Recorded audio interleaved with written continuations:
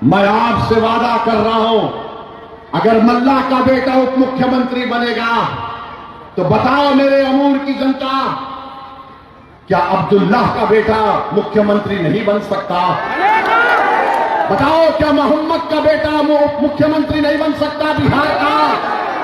क्या अबू बकर का बेटा मुख्यमंत्री नहीं बन सकता? क्या फातिमा का बेटा मुख्यमंत्री नहीं बन सकता? तो ये लड़ाई मुख्यमंत्री बनाने की है। अब असदुद्दीन ओवैसी उप मुख्यमंत्री पर राजी नहीं होगा, मुख्यमंत्री होगा सीमांचल का बेटा। मुख्यमंत्री होगा तो सीमांचल का बेटा होगा, और सीमांचल से इंसाफ उसी वक्त होगा जब यहां का बेटा पटना के जालिमों के सामने कुर्सी डालकर पैर पे पैर रखकर बोलेगा, अब बोल, अब सीमांचल का इंसाफ हो जाएगा।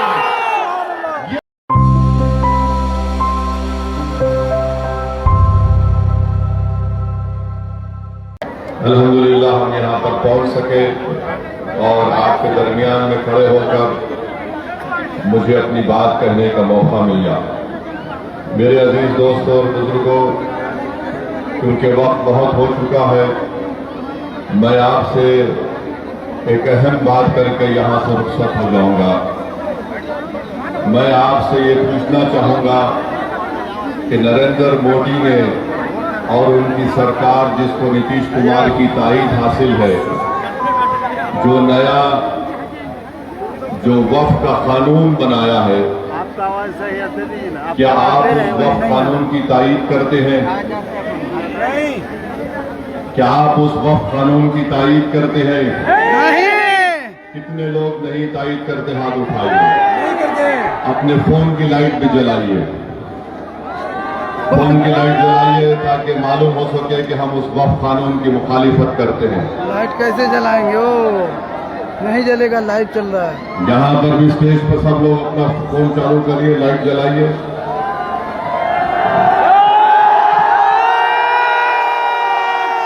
लाइट चालू करिए। जो छत पर बैठे हैं अपना फोन लाइट चालू करिए, सब चालू करिए। हम ये लाइट बताकर मोदी को बता रहे हैं कि तुम्हारी और जेडीयू की बत्ती गुल करेंगे इंशाअल्लाह। लोग रात में लाइट जलाते हैं, हम दिन के उजाले में दिया जलाकर इनको बता रहे हैं कि यहाँ की अमूर की आवाम अब इंशाअल्लाह ताला असदियत के ऊपर जेडीयू और बीजेपी का साथ नहीं देगी, ना लोग उनको वोट देंगे जो हमारे इत्तेहाद के दुश्मन है। हम इस वक्फ कानून के खिलाफ क्यों हैं? आप अपने फोन को जेब में रख सकते हैं। आपने पैगाम दे दिया नरेंद्र मोदी को और नीतीश कुमार को कि ये वक्फ का कानून ये है। मोदी ने यह कानून और नीतीश कुमार ने यह कानून इसलिए बनाया ताकि हमारी मस्जिदों को छीना जा सके। ये कानून इसलिए बनाया गया ताकि आपकी दरगाहों को और खानखाहों को छीना जाए, कब्रस्तानों को छीना जाए। मैं ये बात जिम्मेदारी के साथ कह रहा हूं, ये जो कानून नीतीश कुमार और नरेंद्र मोदी ने बनाया, ये हमारे संविधान में, आईन में जो मजहब पर चलने की इजाजत हमको दी गई दफा 25 और 26 के खिलाफ अपनी ताकत की बुनियाद पर नरेंद्र मोदी और नीतीश कुमार ने इस तरह का कानून बनाया। मैं अमूर की आवाम से अपील करने आया हूं, याद रखो, मस्जिद किसी की भी हो सकती है।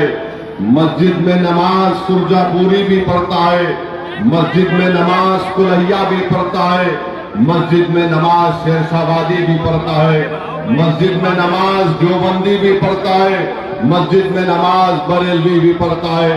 मगर याद रखो, अगर कोई अल्लाह के घर को छीनने का कानून बनाएगा तो मैं तुमको अल्लाह और इन तमाम चीजों को सामने रखकर कह रहा हूं, याद रखो, मस्जिद के खिलाफ अगर कोई कानून बनाता है तो आप पर अब जिम्मेदारी है कि आप अपनी तमाम असबियतों को छोड़कर अपनी मस्जिद और दरगाह और खानखा को बचाने के लिए खड़े हो जाइए। और बचाने का तरीका यह है, अमूर की जनता, कि ये पैगाम आपको देना है कि जिसने हमारी मस्जिद को छीनने का कानून बनाया हम उसको शिकस्त देंगे, वो हमारे वोट का हकदार नहीं है। मैं आपसे अपील कर रहा हूँ कि मोदी को एक पैगाम देना है, नीतीश कुमार को एक पैगाम देना है मुंह से कि जो इस तरह का काला कानून बनाया गया जो हमारे संविधान के खिलाफ है। अरे बताओ, बिहार में हमारे हिंदू धर्म के बोर्ड है, वहां पर कोई गैर हिंदू मेंबर नहीं बन सकता, तो कैसे बिहार के वक्फ बोर्ड में एक गैर मुस्लिम को मेंबर बनाया जाएगा? ये तमाम साजिश इसलिए की गई ताकि हमारे मस्जिदों को छीना जा सके। याद रखो मेरी इस बात को, मैं पार्लियामेंट में खड़े होकर मोदी और नीतीश कुमार के एमपी के सामने कहा ये काला कानून है। मैं इस काले कानून को फाड़ता हूं क्योंकि संविधान के खिलाफ बनाया गया है। मेरे अजीज दोस्तों और बुजुर्गों, मैं जिम्मेदारी के साथ कह रहा हूं, अगर तुम अज़लियत का शिकार हो जाओगे तो नीतीश कुमार और मोदी की कामयाबी हो जाएगी। क्या तुम उनको कामयाब करोगे या उनको नाकाम करोगे? मुझे बताइए।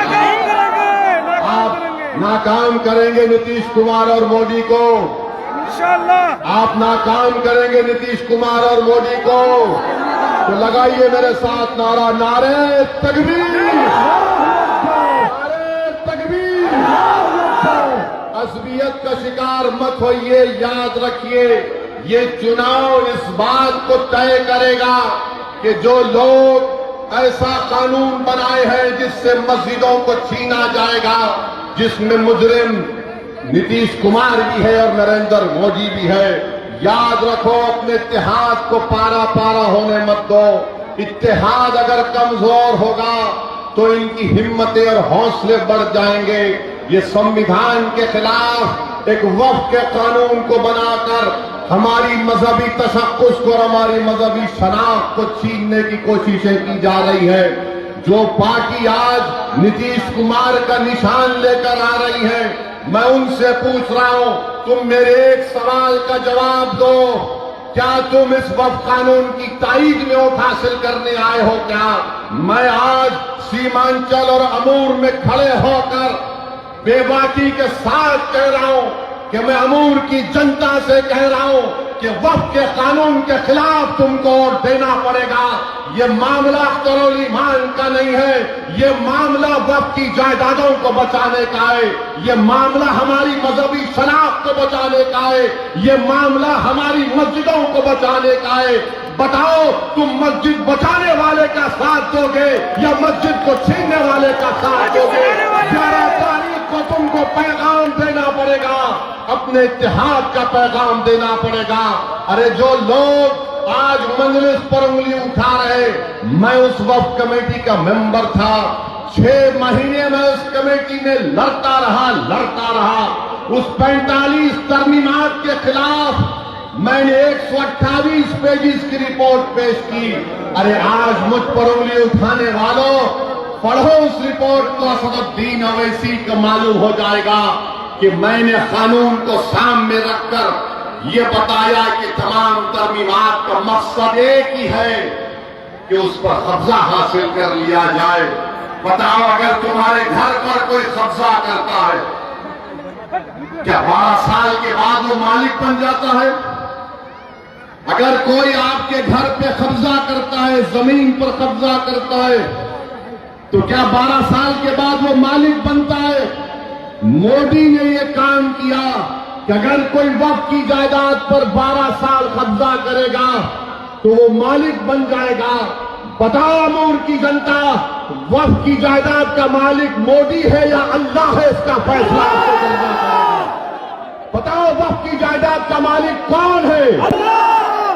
आज ये कानून बनाया गया कि जो 12 साल उस पर कब्जा काबिज रहेगा वो वक्फ का मालिक बन जाएगा। ये कानून नीतीश कुमार ने और मोदी ने बनाया। अमूर की जनता, ये इलेक्शन इस बात का सबूत तुमको पेश करना पड़ेगा कि जो हमारे खिलाफ इस तरह का आईन के खिलाफ, संविधान के खिलाफ कानून बनाएगा, हम उसको कबूल नहीं करेंगे, उसको अपने वोट के जरिए मुस्तरद करेंगे। क्या आप चाहेंगे कि आपकी दरगाहों को छीन लिया जाए? क्या आप चाहेंगे कि आपके खानकाहों को छीन लिया जाए? क्या आप चाहेंगे कि मिलादुल नबी पर जो हरा झंडा लगाया जाता है उसको रोक दिया जाए? ये फैसला आपको करना है मेरे अजीज दोस्तों और बुजुर्गों। और जहां जहां बीजेपी हुकूमत में है, बीजेपी ने वहां पर यूनिफॉर्म सिविल कोड का कानून बनाया, उत्तराखंड में बनाया, और उत्तराखंड में कानून बनाकर ये कह दिया कि निकाह उस वक्त तक नहीं हो सकता जब तक कि हुकूमत परमिशन नहीं देगी। अरे बताओ, निकाह तो दो खानदानों के दरमियान में होता है, गवाह मौजूद होते हैं। मोदी ने उत्तराखंड में इस तरह का कानून बना दिया। याद रखो, मैं तूफान आने से पहले आपको बाखबर कर रहा हूं। मेरे मुखालिफिन कहेंगे कि ओवैसी जज्बाती तकरीर करता है। अरे ओवैसी सच्चाई को भी बयान कर रहा है तुम्हारे सामने।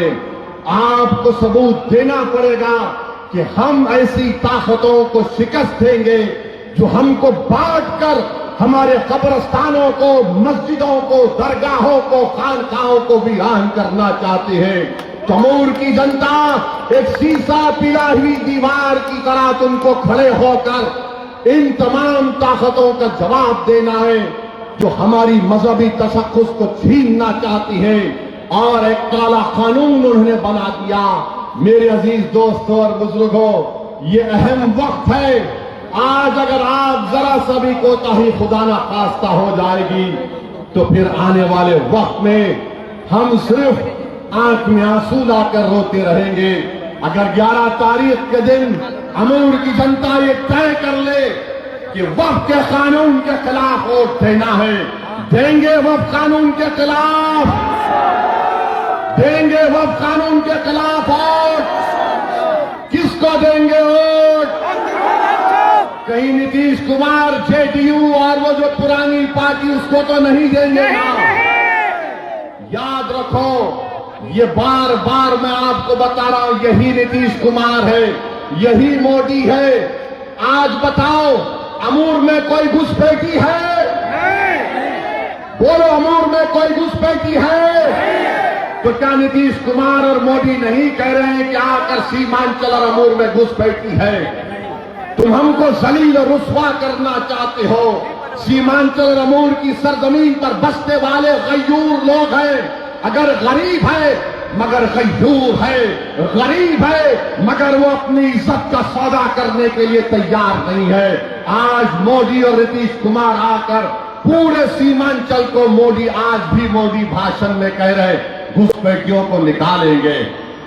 क्या आप नहीं देख रहे अखबारात में कि महाराष्ट्र से, हमारे मुर्शिदाबाद से बंगाली बोलने वाले भारत के नागरिकों को बंबई से, पूना से पकड़कर लाया गया, उनको ले जाकर बांग्लादेश में फेंक दिया गया। कलकत्ता हाई कोर्ट में केस चल रहा है, कलकत्ता हाई कोर्ट में केस चल रहा है।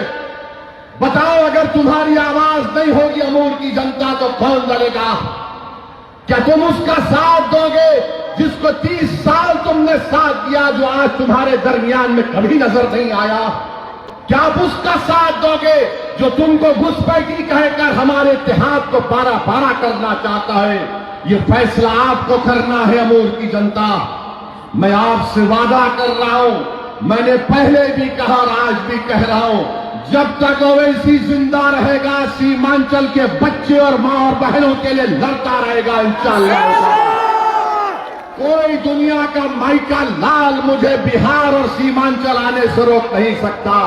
अरे मेरे मुखालिफिन जो कहते कह दो, मुझे कोई चीज का फर्क नहीं पड़ता, मगर एक बात तुमको जानना पड़ेगा कि आखिर अख्तरुल ईमान से इतनी दुश्मनी क्यों है? आखिर अख्तरुल ईमान से दुश्मनी क्यों है? दुश्मनी इसलिए है कि ये असेंबली में बहुत बोलता है। ये किसको कामयाब करना चाहती है?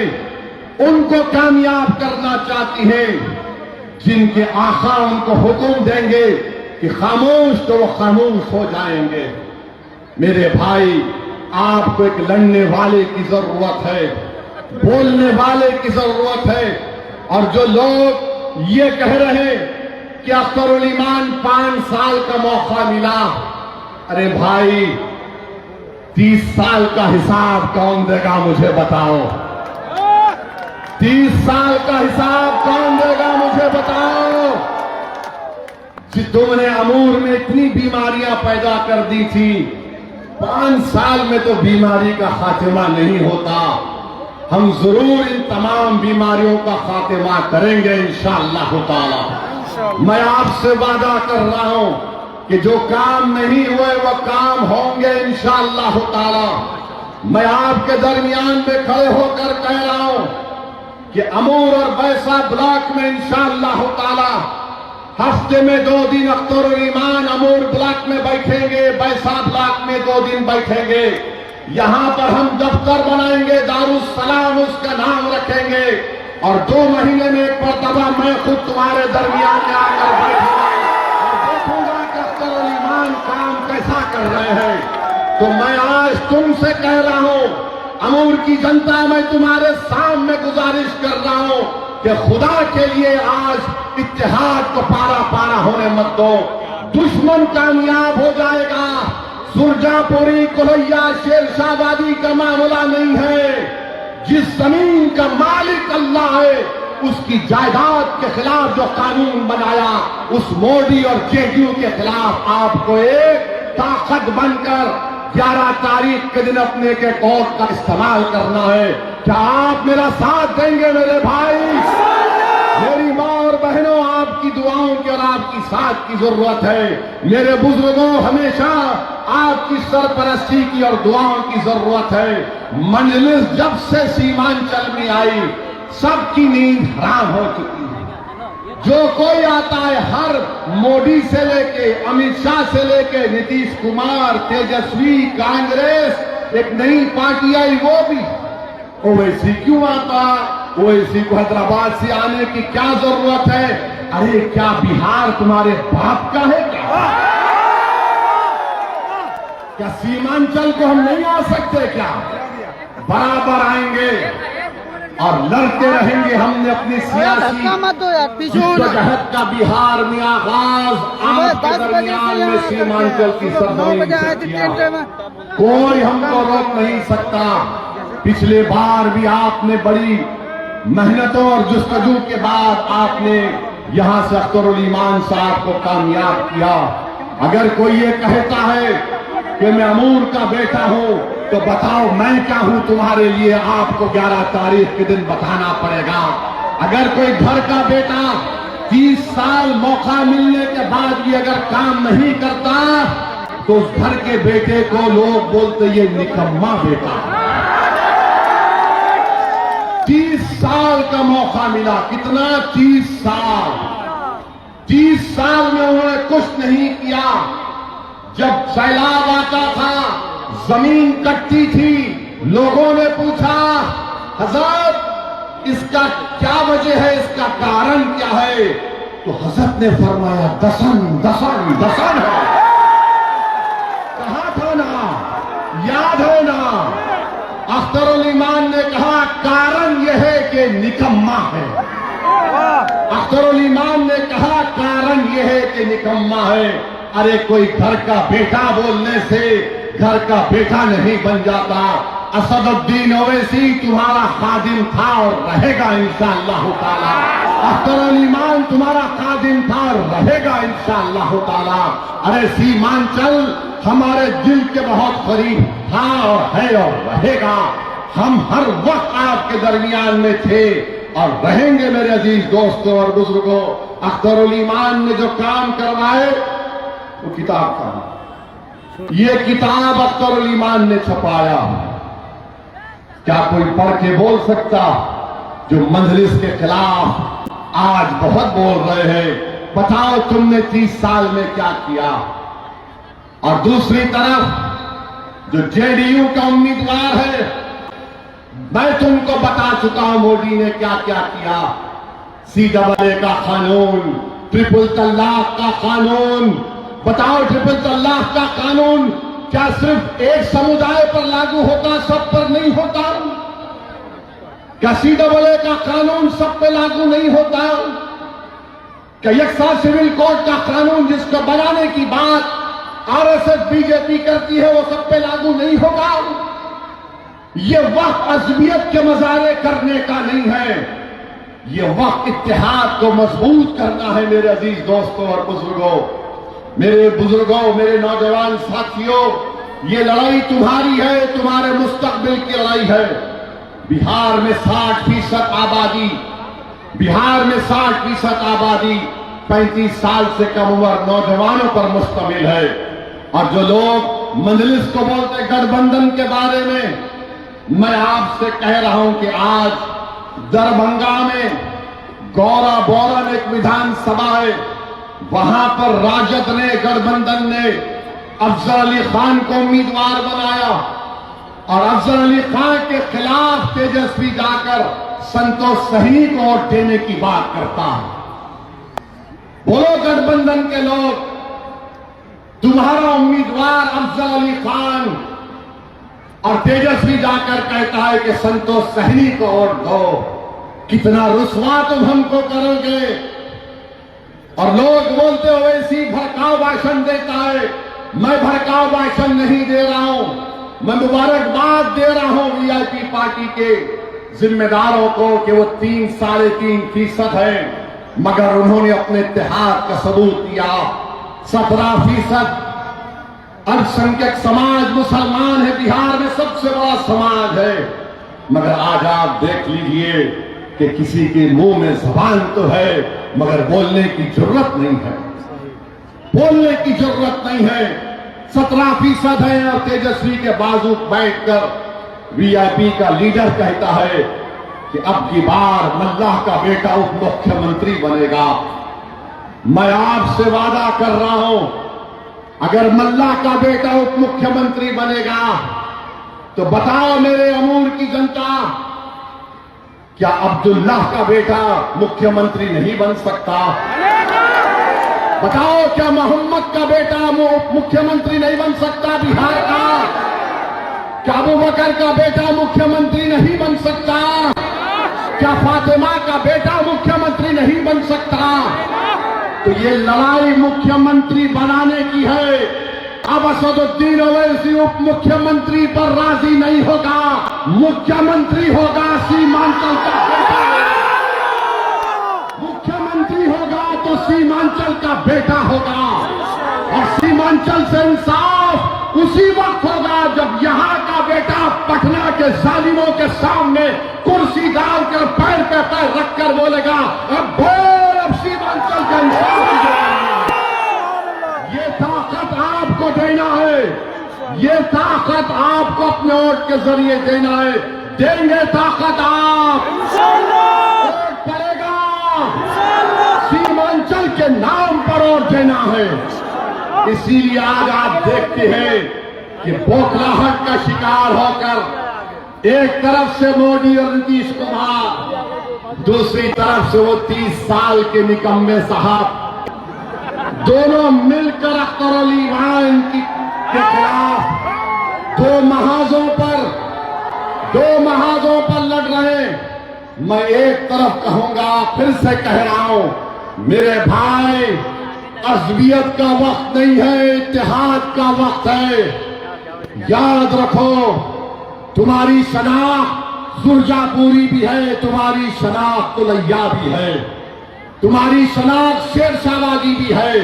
बराबर उस पर कायम रहो और फख्र से कहो। मगर याद रखो, जिंदगी में कैसे लम्हे भी आते जहां पर हमको ये बताना पड़ेगा।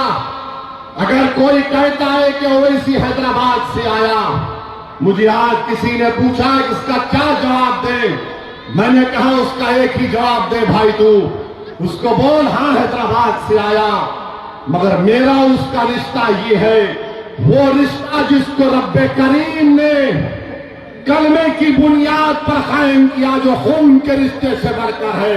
मैं तुमको उसका वास्ता दे रहा हूं मेरे भाई, मैं तुमको उसका वास्ता दे रहा हूं मेरी मां और बहनों। मैं तुम्हारा रिश्तेदार नहीं हूं, मगर मैं वो शख्स जरूर हूं अपने गुनाहों के बावजूद भी कि अगर तुमको कोई तकलीफ पहुंचती है तो यकीनन मेरे आंख में आंसू आते हैं, यकीनन मेरे जो दिमाग में तकलीफ होती है और मैं आज उसी तकलीफ को दूर करने के लिए मजलिस इत्तेहादुल मुस्लिमीन आपके दरमियान में आई। मेरे अजीज दोस्तों और बुजुर्गों, अपने इत्तेहाद को मजबूत करिए, डरने और घबराने की जरूरत नहीं है। मैं आपसे वादा कर रहा हूं, जितने काम इस विधानसभा में भी होना बाकी है वो मेरी जिम्मेदारी है, वो मेरी जिम्मेदारी है। अगर वो काम नहीं होंगे तो 5 साल के बाद असदुद्दीन ओवैसी इस विधानसभा को तुम्हारे दरमियान में नहीं आएगा। मैं काम करूंगा इंशाअल्लाह ताला। अख्तर अली इमाम का हाथ पकड़कर, अख्तर अली इमाम का कान पकड़कर हम पूरे काम को मुकम्मल करवाएंगे जो 30 साल में निकम्मे ने पूरे नहीं किए। और याद रखो, जो जेडीयू का उम्मीदवार है वो मोदी का चेहरा है, जो जेडीयू का उम्मीदवार है वो मोदी का एजेंट है जिसने हमारे वक्त के खिलाफ कानून बनाया। तो मेरे अजीज दोस्तों और बुजुर्गों, 800 करोड़ के काम अख्तर ईमान इस किताब में बता रहे कि 5 साल में हुए। इंशाअल्लाह ताला आपका साथ रहा तो इंशाअल्लाह 5 साल में उससे ज्यादा काम कराएंगे। अगर सरकार नहीं कराएगी तो फिर क्या होगा, वो सरकार की जिम्मेदारी होगी। बहरहाल मेरे अमूर की जनता, आज आप यहां पर आए, आपका बहुत बहुत शुक्रिया। तो क्या आप 11 तारीख के दिन मोहम्मद के बेटे को मुख्यमंत्री बनाएंगे? क्या आप अब्दुल्ला के बेटे को मुख्यमंत्री बनाएंगे? क्या आप फातिमा के बेटे को मुख्यमंत्री बनाएंगे? याद रखो, ये उस दिन आपको अपने इत्तेहाद को दिखाना है।